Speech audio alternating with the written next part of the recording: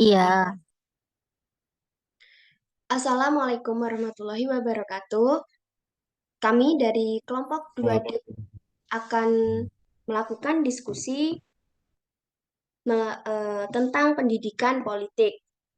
Nah, sebelumnya kami akan memperkenalkan anggota dari kelompok kami. Yang pertama yaitu ada perkenalkan nama saya Erla Trisjo Ahmad dengan NIM K642002. Perkenalkan, saya Faizu Rizky Fauzi dengan NIM K64200224. perkenalkan nama saya Farah Azahra dengan NIM K64200025. Perkenalkan, nama saya Sinta Febriani dengan NIM K64200072.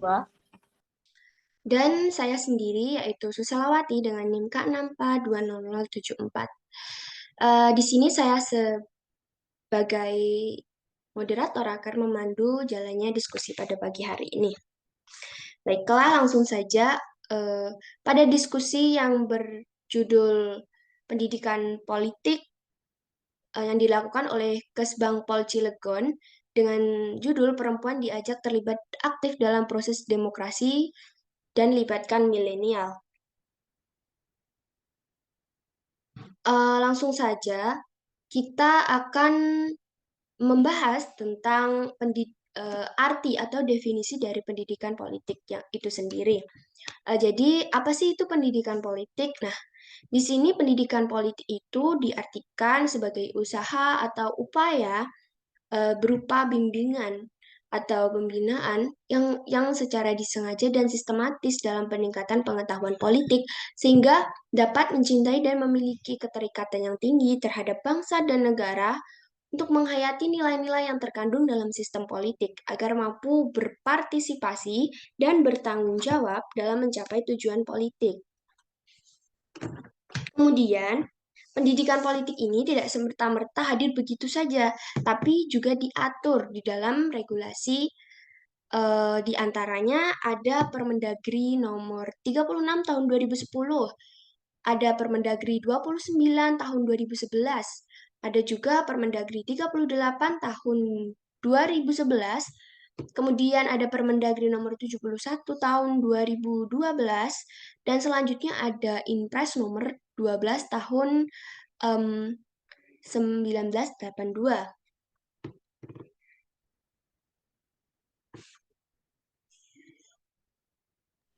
Baik, untuk contoh pendidikan politik yang akan kami bahas kali ini yaitu Kesbangpol Cilegon, gelar pendidikan politik, perempuan diajak terlibat aktif dalam proses demokrasi.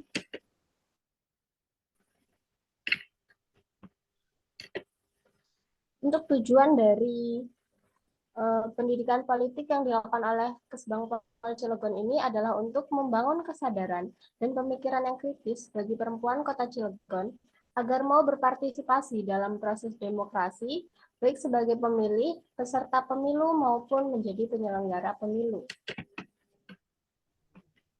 Baik, selanjutnya saya akan menjelaskan mengenai model, metode, pendekatan, dan juga isi pendidikan politik yang digelar Kesbangpol Cilegon.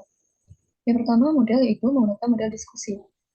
Selanjutnya, metode, Badan Kesatuan Bangsa dan Politik Kesbangpol Pemerintah Kota Cilegon menggelar kegiatan pendidikan politik bagi perempuan yang berlangsung pada hari Selasa dan hari Rabu tanggal 18 sampai 19 Oktober 2022 di Ballroom Green Hotel Cilegon.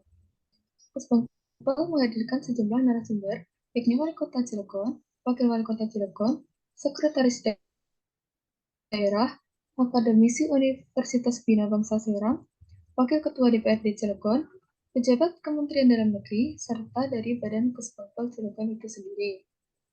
Dalam 2 hari kegiatan ini, para aktivis perempuan mendapatkan arahan dan berdiskusi langsung dengan para narasumber yang berperan di bidang politik dan demokrasi. Selanjutnya, pendekatan yaitu menggunakan pendekatan edukatif.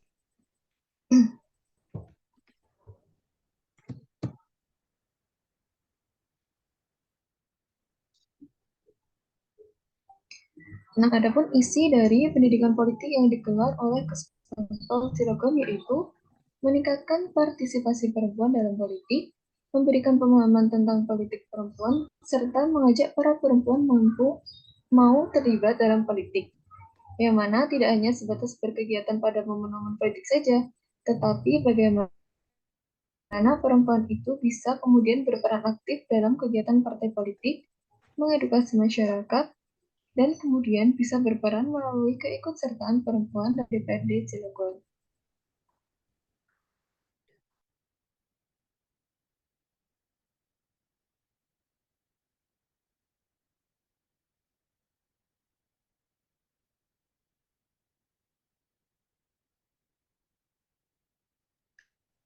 Untuk selanjutnya, pendidikan politik itu ada agen dan sasaran. Untuk agennya itu ada Badan Kesatuan Bangsa dan Politik.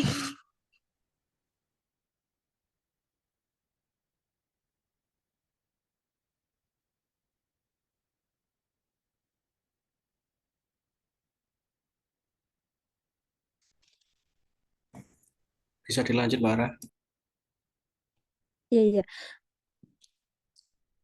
Untuk badannya itu ada Badan Kesatuan Bangsa dan Politik Kesbang Cilegon.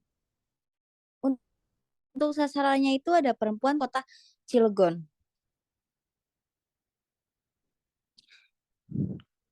Dan untuk pendidikan politik itu ada kelebihan dan kekurangannya. Untuk kelebihannya itu, dengan pendidikan politik yang menyasar kaum perempuan ini dapat meningkatkan kualitas, kapabilitas, serta akses stabilitas kaum perempuan dalam proses demokrasi di mana saat ini belum banyak perempuan yang mau mengambil peran dalam politik. Untuk kekurangannya itu ada bahwa tidak hanya untuk perempuan saja, namun dari laki-laki harus bisa mengubah perspektifnya mengenai peran perempuan, tak hanya itu untuk mencapai tingkat partisipasi yang diharapkan tidak cukup hanya dengan ajakan dan juga arahannya saja. Pertama, saya ucapkan terima kasih kepada rekan-rekan lain yang sudah menjelaskan materi sebelumnya. Di sini saya akan menjelaskan tentang solusi yang dapat diberikan. Si perempuan dalam proses pembangunan sangat penting dan strategis dalam konteks keputusan kebijakan yang disukai wanita.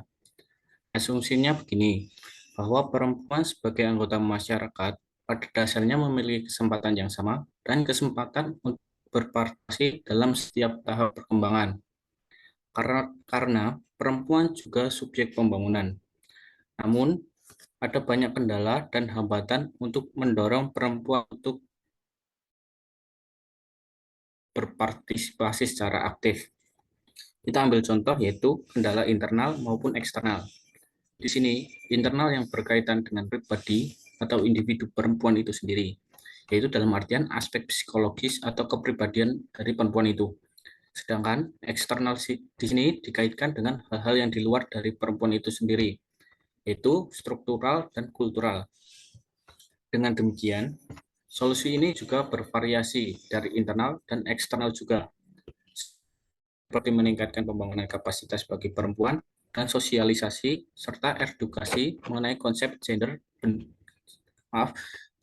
yang benar kepada publik. Selanjutnya, Mbak. Selain itu, mendorong partisipasi perempuan untuk aktif dalam setiap proses pembangunan bukanlah hal yang mudah dilakukan, karena terdapat berbagai kendala, yaitu baik yang bersifat internal maupun eksternal.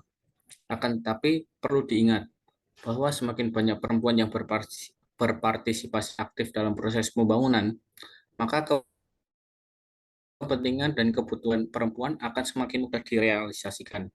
Karena yang tahu kepentingan dan kebutuhan perempuan adalah perempuan itu sendiri. Sekian penjelasan tentang solusi yang dapat diberikan. Selebihnya saya kembalikan ke Mbak Susilewati. Baik, terima kasih kepada teman-teman semua yang sudah berpartisipasi dalam kegiatan diskusi pada pagi hari ini.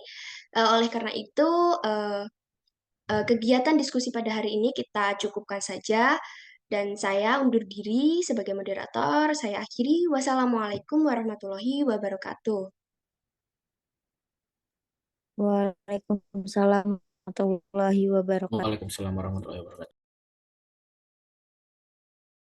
Hari ini kita tumpuk, mau nggak kita guna meningkatkan partisipasi dan keterwakilan perempuan di kancah perpolitikan di wilayah Kota Cilegon, Badan Kesatuan Bangsa dan Politik Selasa 18 Oktober menggelar kegiatan pendidikan politik kepada puluhan perempuan dari sejumlah organisasi di Kota Cilegon. Pendidikan politik kepada perempuan di Kota Cilegon dalam rangka membangun kesadaran terkait pentingnya peran perempuan dalam kancah perpolitikan di Indonesia, khususnya Kota Cilegon. Juga mendorong kesetaraan gender di bidang perpolitikan, mengingat saat ini keterwakilan perempuan di kursi legislatif Kota Cilegon baru mencapai 10%, jauh dari target minimal keterwakilan perempuan yang seharusnya mencapai 30%. Minimal 30% itu harus keterwakilan perempuan, itu harus 30%. Di Cilegon baru berapa, Bu? 10%. Baru 10%. Iya. Itu juga kan cuma ada dari 2 partai aja gitu kan, dari Partai PDI dan PKS. Sedangkan partai-partai yang lainnya belum ada keterwakilan perempuannya. Kalau bisa ada kaderisasi ya, karena kita lihat ini kan rata-rata usianya di atas 40 rata-rata. Nah, kita pengen juga ada yang di bawah 40. Karena kecintaan kita terhadap politik harus kita tumbuh kembangkan supaya ada yang namanya regenerasi. Partisipasi politiknya tidak terlalu tinggi gitu. Masih rendah berarti? Terutama di Cilegon kan juga sama 10%. Ya, artinya kalau bisa kan sesuai dengan 30% mungkin di angka menengah gitu ya, 20% gitu kan. Kalau 20% kan berarti 8 orang. Sekarang kan masih 4 orang. Dengan adanya pendidikan politik bagi perempuan di Kota Cilegon, khususnya menjelang pemilu 2024, ke depan diharapkan terjadi peningkatan partisipasi dan keterwakilan perempuan, baik untuk duduk di kursi legislatif di daerah maupun nasional, yang dapat berpihak dan berujung pada kesejahteraan bagi perempuan. Dari Kota Cilegon, Banten, Susmiatun Hayati, Kantor Berita Antara, mewartakan.